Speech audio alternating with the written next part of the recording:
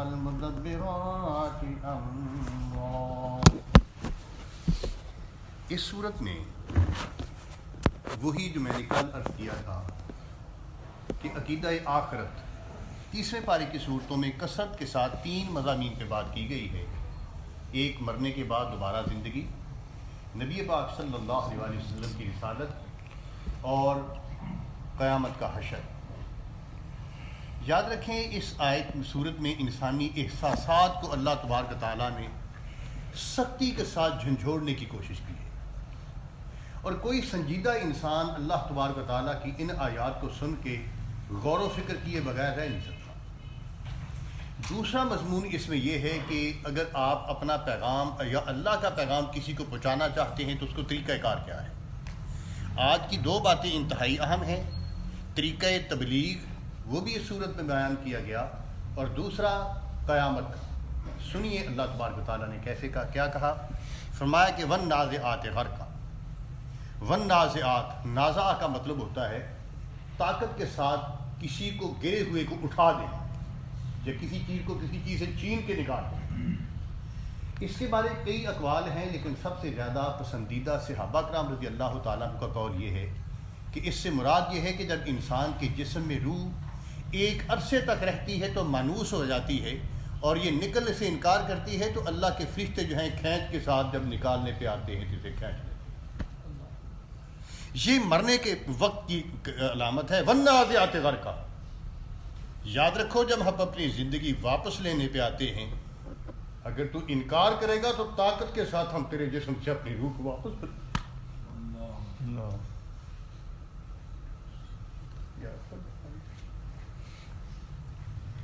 والناشطات نشطا۔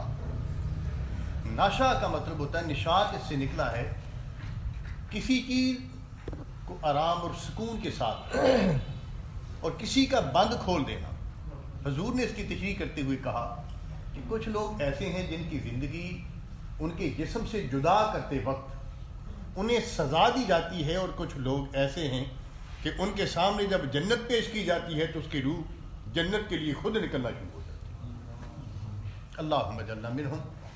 ہم اپنے اللہ سے دعا کرتے ہیں کہ پروردگار عالم ہمیں اس گروہ میں شامل فرمائے۔ فرمایا کہ والسابحات سبحا، مسابقت اس سے نکلا ہے، آگے بڑھنا۔ اللہ تبارک و تعالیٰ کی کائنات میں کچھ فرشتے ایسے ہیں جو اللہ جب حکم عطا کرتے ہیں تو ایک دوسرے سے آگے بڑھ کے اللہ کے حکم کو پورا کرنے کی کوشش کرتے ہیں۔ زمین و آسمان کا ذرہ ذرہ اللہ تبارک و تعالیٰ کے حکم کا پابند ہے، اور اس کائنات میں ایک ہی شہنشاہ ہے جس کے حکم کو کوئی رد نہیں کر سکتا، اور وہ اللہ کی ذات ہے۔ اس کائنات میں ایک ذات ایسی ہے جہاں جو بھی آتا ہے ایک عرصے تک عروج، اس کے بعد زوال شروع ہو جاتا ہے۔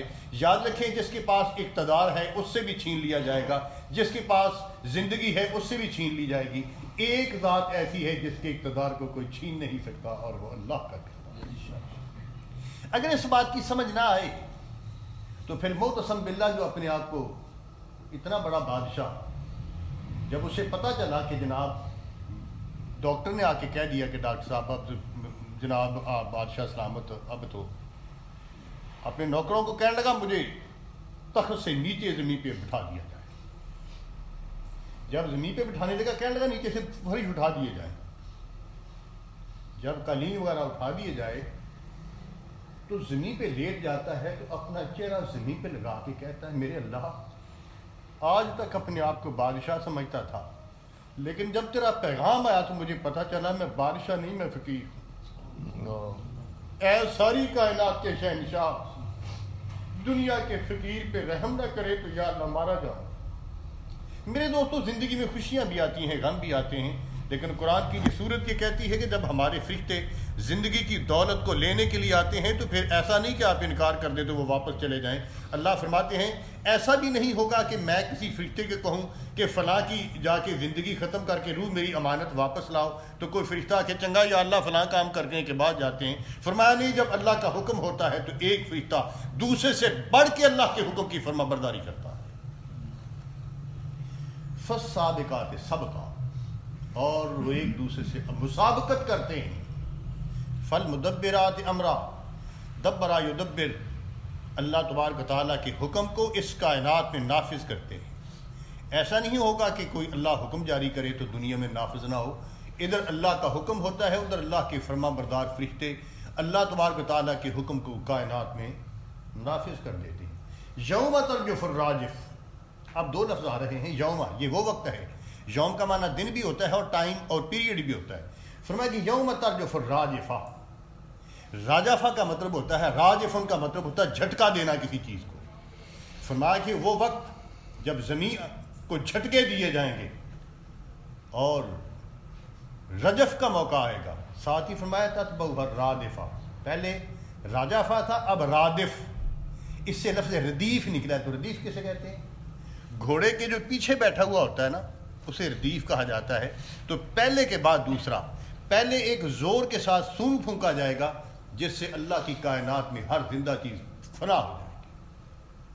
کل یوم ہوا فی شان ویبقی وجہ ربک ذو الجلال والاکرام, جہاں ایک ہستی باقی ہے اور وہ اللہ کی ذات ہے. یہ ہر کسی سے زندگی کی دولت چھین لی جائے گی. اب یہ پہلا جو راجفہ ہے, اس کے بعد رادفہ کے درمیان کتنا موقع ٹائم ہے, اس کے بارے میں مختلف روایات ہیں. آپ نے فرمایا کہ جب سون پھونکا جائے گا اور ہر چیز موت سے آشنا ہو جائے گی, تو اس کے ایک لمبا عرصہ بعد پھر اللہ تبارک و تعالیٰ جب دوبارہ چاہیں گے تو اس کے بعد دوبارہ جھٹکا دیا جائے گا اور لوگ اٹھ کے کھڑے ہو جائیں گے. زمین بدل چکی ہوگی, لوگ بدل چکے ہوں گے, کائنات کا نظام بدل چکا ہوگا.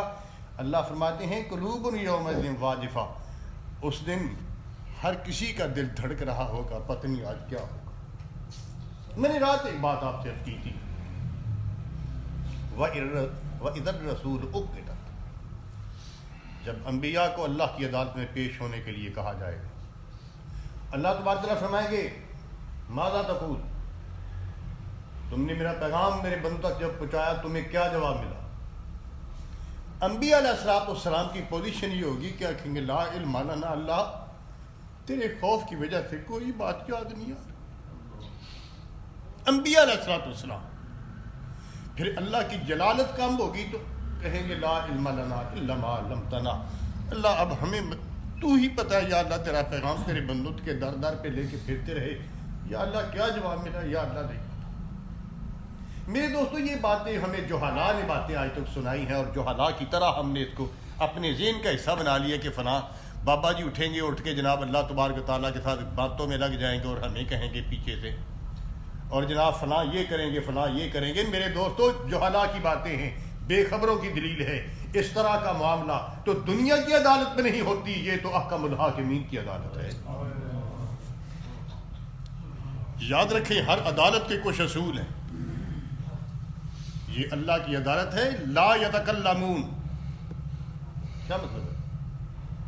کوئی بات نہیں کر سکے گا. الا من اذن, جس کو اللہ کا حکم ہوگا تم بات کرو. وقال صواب, اور کہنے والا جو بات کرے گا وہ بھی سچی کہے گا, جھوٹ بکواس غلط بیانی کرنے کی رب کی عدالت میں اجازت نہیں ہے.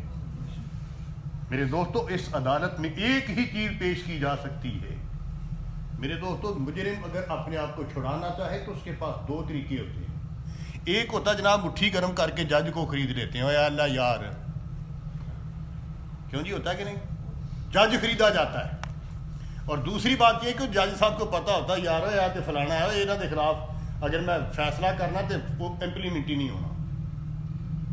جج جب فیصلہ کرتا ہے تو اپنی پوزیشن دیکھ کے کرتا ہے. مجرم جو ہوتا ہے وہ جج کے ساتھ ڈیل اپنی پوزیشن کے ساتھ کرتا ہے. غریب کسی اور طرح ڈیل کرتا ہے, امیر کسی اور طرح ڈیل کرتا ہے, کوئی چھوٹا افسر اور طرح ڈیل کرتا ہے, بڑا افسر اور طرح ڈیل کرتا ہے. تو یاد رکھیں, یہ عدالتوں کے اصول ہیں, یہ اللہ کی عدالت ہے. یہاں ایک ہی سکہ چلتا ہے اور وہ عاجزی انکساری کا سکہ ہے. یہ میرے اللہ کی عدالت ہے. یہاں جو چیز ویلڈ ہے وہ عاجزی ہے, اس کے علاوہ کوئی دوسرا آپشن ہی نہیں. ارشاد فرمایا اب سارھا خاشیہ, اب خوف کی وجہ سے آنکھیں جھک چکی ہیں. تو یہ بات کن کو کہی جا رہی ہے؟ فرمایا یقولون انا لمردودون فی الحافرہ, چونکہ قریش مکہ یہ سمجھتے تھے کہ قیامت نہیں آئے گی, اور جب رسول اللہ قیامت کی بات کرتے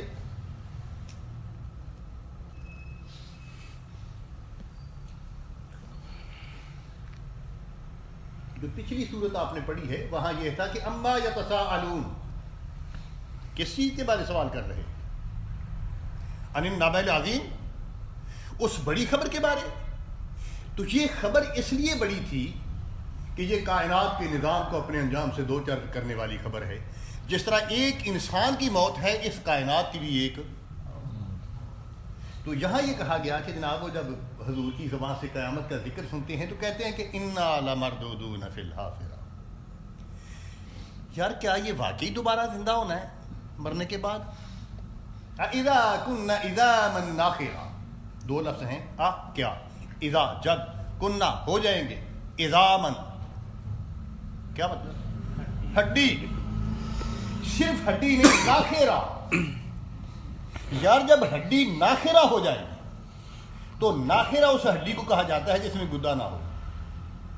اور ہوا جب چلتی ہے تو اس سے ہوا گزرتی، چھوٹی سی ہوا پیدا کے ساتھ آواز پیدا ہوتی ہے. تو قریش مکہ ہڈیاں لا کے کہتے تھے محمد کیا تیرا رب ان ہڈیوں کو دوبارہ زندہ کرے گا؟ ہائے ہائے ہائے. اذا كنا عظاما ناخرہ قالوا تلك اذا کرۃ خاسرہ. ایک دوسرے کے ساتھ مسکرا کے کہتے یار اگر دوبارہ زندہ ہونا تو یار یہ تو بڑا گھاٹے کا سودا ہے یار. اب یہ باتیں جو کرتے ہیں قیامت کا مذاق اڑاتے ہیں. تو مذاق کی دو سطح ہوتی ہیں. ایک سطح وہ ہوتی ہے جب انسان کھل کے کسی کو کہے کہ یار قیامت نہیں آئے گی. دوسری یہ کہ وہ زندگی اس طرح بسر کرے کہ اسے زندگی میں یہ پتہ ہی نہ چلے یار قیامت بھی آئے. یہ دونوں چیزیں شامل ہیں.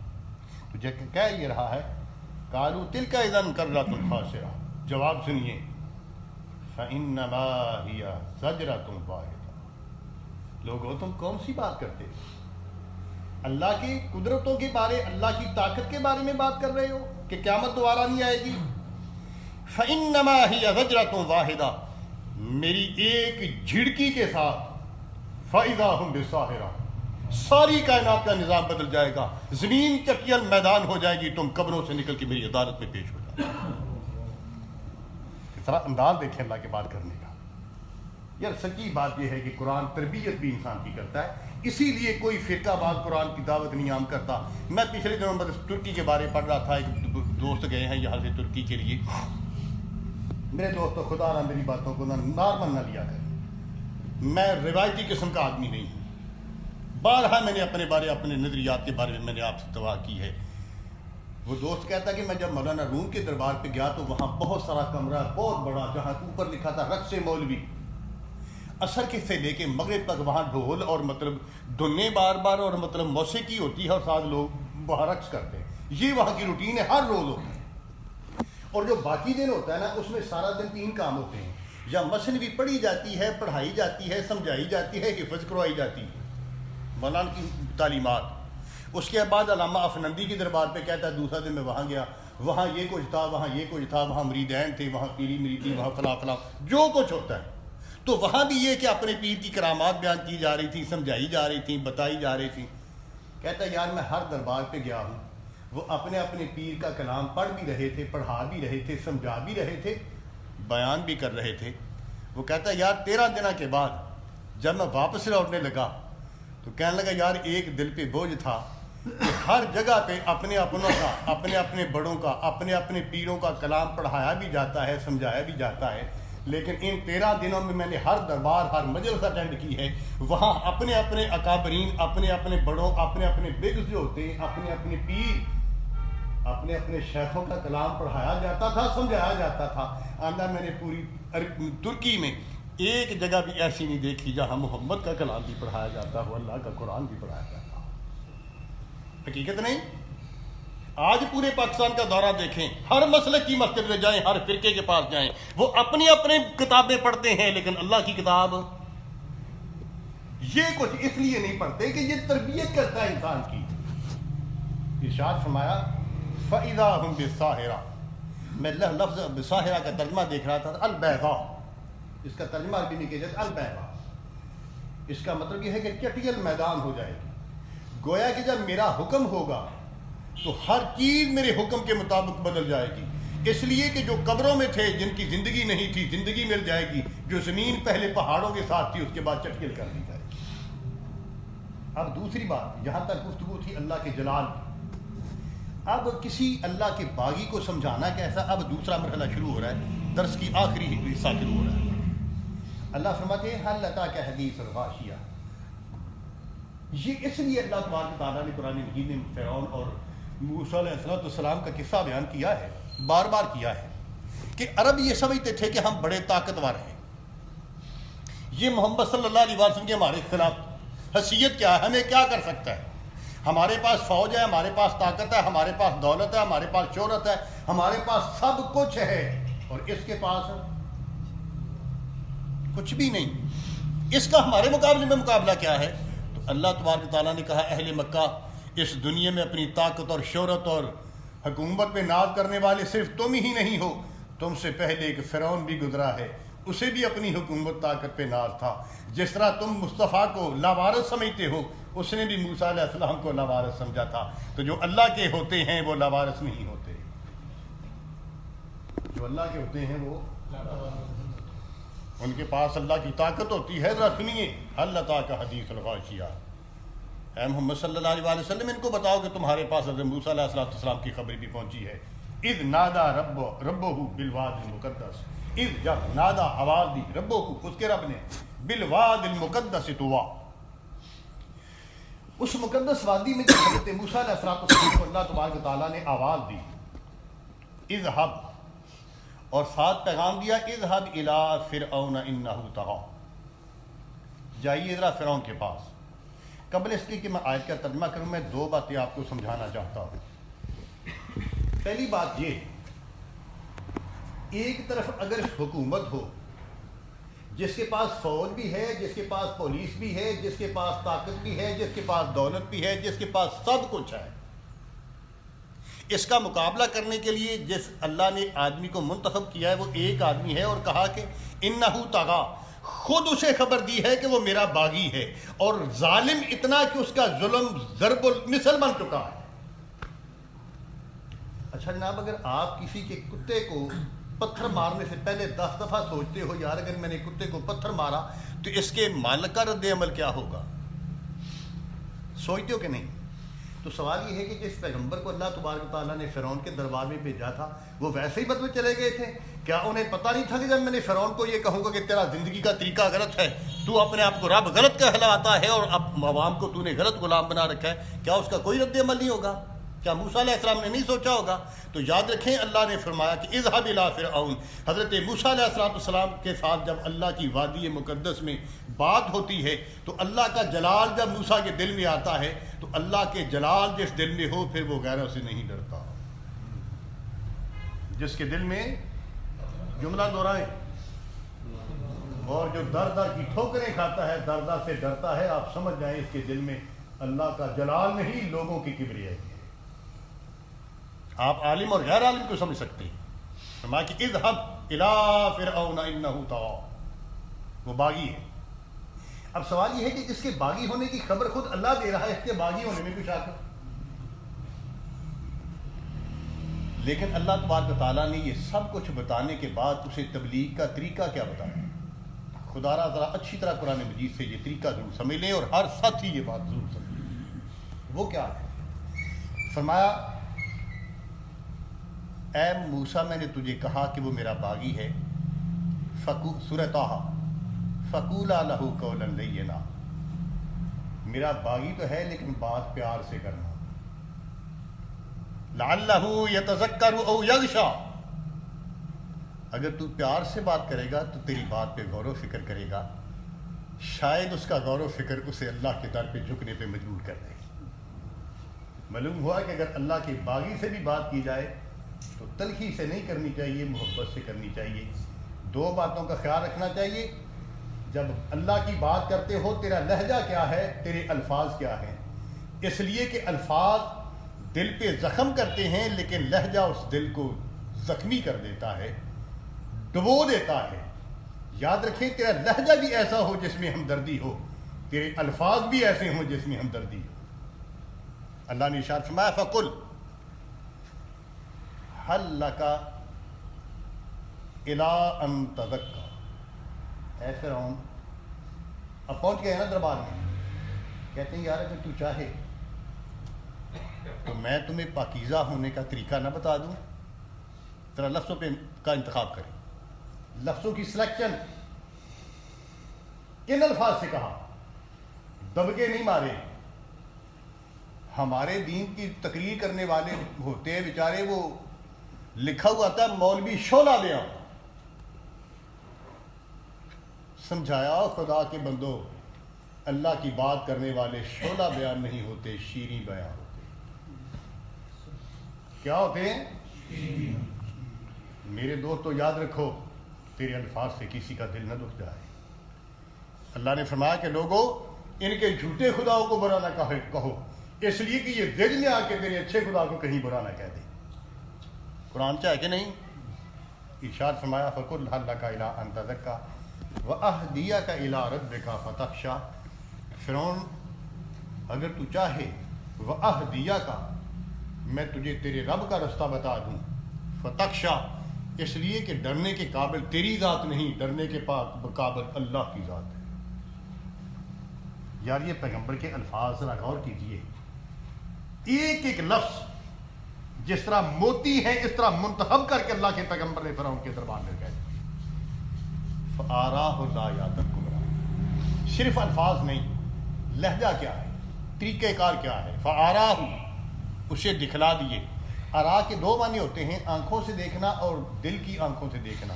یاد رکھیں یہ جو دوسرا طریقہ اسے بصیرت کہتے ہیں اور آنکھوں سے دیکھنے والے طریقے کو بصارت کہتے ہیں۔ ذرا آپ بھی بولا کریں، مجھے پتہ چلے کہ آپ لفظوں کو سمجھ رہے ہیں۔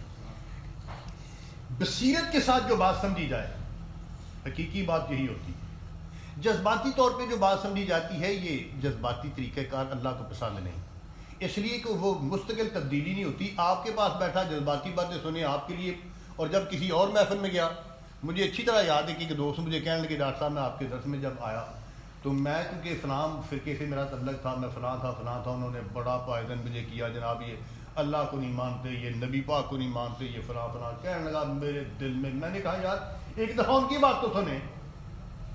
کہنے لگا میں ایک دفعہ آیا، دوسری دفعہ آیا، کہنے لگا میں نے جا کے کہا یار وہ جو آپ نے باتیں کی تھیں ان میں تو وہ کوئی بھی بات نہیں کرتے۔ وہ کہنے لگے آپ کو کیسے پتا؟ میں نے کہا میں نے ان کی تقریریں سنی ہیں۔ تو وہ کہنے لگا یار پہلا اس کا مسئلہ یہ تھا، اس نے کہا یار ان کی تقریر نہ سنا کرو۔ کہنے لگا یار یہی بات مجھے مطلب آپ سے متنفر کرنے کے لیے کافی ہے کہ وہ تو کہتا ہے سب کی سنو، کہ تو آنا صرف میری سن اونا دی۔ جتنے فرقہ پرست ہیں میرے دوستوں، فرقے کی بنیاد اس پہ کھڑی ہے، وہ کہتا ہے ہمارا لٹریچر پڑھو دوسروں کا۔ بولو تو صحیح، کیوں نہیں گل تھلے نہ دی ہے یار، پڑھے لکھے بندے ہو۔ کسی اور دی کتاب، کسی دوجے مولوی تقریر نہ سنو، صرف یہی بات سمجھنے کے لیے کافی ہے۔ اللہ تبارک تعالیٰ کا پیغمبر کہتا ہے وَأَهْدِيَكَ إِلَىٰ رَبِّكَ فَتَخْشَىٰ، اگر تو کہے تو میں تجھے تیرے رب کا رستہ بتا دوں، شاید میرے رستہ دکھانے سے تجھے اللہ کا خوف نصیب ہو جائے۔ فَآرَاهُ الْآيَاتَ الْكُبْرَىٰ، انہوں نے پھر انہیں دلائل دیے، انہیں اللہ کی نشانیاں دکھائیں۔ فَكَذَّبَ وَعَصَىٰ، بدبختی اس کی یہ تھی کہ اس نے عقل کو استعمال نہ کیا، اس لیے پیغمبر کی بات کو جھٹلا دیا۔ وَعَصَىٰ اور نافرمانی کی۔ ثُمَّ أَدْبَرَ، پھر اس نے ادبار، دبر کا مطلب ہوتا ہے، دبر کسے کہتے ہیں؟ پشت کو۔ اس نے تکبر کے ساتھ، یاد رکھیں حق کی بات کو ماننے کے راستے میں سب سے بڑی جو رکاوٹ ہے وہ تکبر ہے۔ میں بڑا ہوں جناب، دوسرے میرے سامنے یار میری گل میں کسے غلط کہتا ہے؟ یہی کچھ فرعون کا فرمایا علم تھا۔ ثم ادبر یسا، پھر اس نے کوشش کی۔ فحاشر فنادا، پھر اپنے جوٹی داروں کو بلا لیا۔ نادا، آواز دے کے کہا یار بات سنو۔ فقال انا ربکم الاعلی، کیا میں سب سے بڑا نہیں ہوں؟ تمہیں کھانے پینے کے لیے میں نہیں دیتا؟ اللہ اکبر۔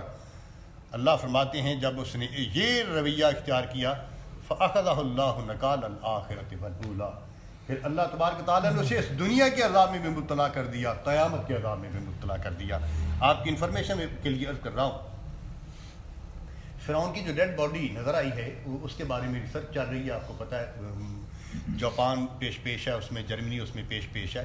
اب لیٹسٹ انفارمیشن یہ ہے کہ صرف اس کی لاش نہیں بلکہ بہت سارے اور لوگوں کی بھی لاشیں نظر آئی ہیں، وہ بھی مطلب، لیکن سب سے اہم معاملہ یہ ہے کہ فرعون مولانا جب گئے تھے اس کی لاش کو دیکھنے کے لیے تو ساتھ کچھ انگریزوں کا وفد تھا، وہ کہتے ہیں کہ مولانا آگے بڑھے وہ انگریز تو اس نے اس طرح اس کے جسم پہ اس طرح ہاتھ لگایا، اس طرح اس کی جلد جو ہے وہ یوں محسوس ہوا جس طرح کھاری پانی میں ڈوب کے کوئی انسان مرا۔ تو پھر وہ وہاں پہنچے اپنے مطلب قافلے کے ساتھ، جہاں اس کی لاش ملی تھی تو وہاں جو جگہ کا پانی تھا وہ بھی کڑوا تھا، اور لہٰذا اس انگریز نے پھر اس کتاب میں لکھا کہ یہ وہی فرعون ہے جس نے حضرت موسیٰ علیہ السلام کا مقابلہ کیا۔